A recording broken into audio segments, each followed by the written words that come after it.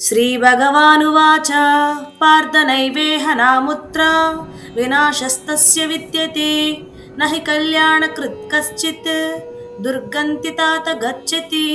పద అర్థం చూద్దాం రండి. శ్రీ భగవానువాచ, శ్రీ భగవానుడు పలికెను, పార్థ ఓ పార్థ, నా కాదు, ఏవ నిజంగా, ఇహ ఈ లోకంలో, నా అముత్ర పరలోకములో కూడా కాదు, వినాశ నాశనం, తస్య అతనికి, విద్యతే ఉంటుంది, నహి ఎందుకంటే ఇప్పుడు కాదు, కళ్యాణకృత్ మంచి పనులు చేసేవాడు, కశ్చిత్ ఎవరైనా, దుర్గతిం చెడుగతి, తాత నా ప్రియమైన వాడా, గచ్చతి పొందడు. ఇప్పుడు తాత్పర్యం చూద్దాం రండి. కృష్ణుడు చెప్తున్నాడు, అర్జున నీ సందేహాన్ని ఇప్పుడు పూర్తిగా తొలగిస్తాను. యోగ మార్గంలో శ్రద్ధతో నడిచిన ఒక సాధకుడు మధ్యలోనే సాధన ఆగిపోయినా అతని ప్రయత్నం ఎప్పటికీ వృధా కాదు. ఓ పార్థ, అటువంటి వానికి ఈ లోకంలోనూ నాశనం లేదు, పరలోకంలోనూ నాశనం లేదు.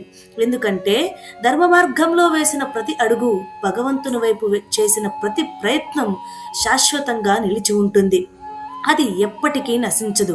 అర్జున, మంచిని కోరుకుని శుభ మార్గంలో నడిచిన వాడిని నేను ఎప్పుడూ విడిచిపెట్టను. అతడు చేసిన ప్రతి సత్ప్రయత్నానికి తప్పకుండా ఫలితం ఉంటుంది. అందుకే ఓ నా ప్రియమైన అర్జున, మంచి పనులు చేసేవాడు, యోగ మార్గంలో నిజాయితీగా ప్రయత్నించేవాడు ఎప్పటికీ దుర్గతిని పొందడు. ఇది నా నిశ్చయమైన వాక్యం అని కృష్ణుడు అర్జునుడికి అలాగే మనకి కూడా తెలియజేస్తున్నారు. హరే కృష్ణ.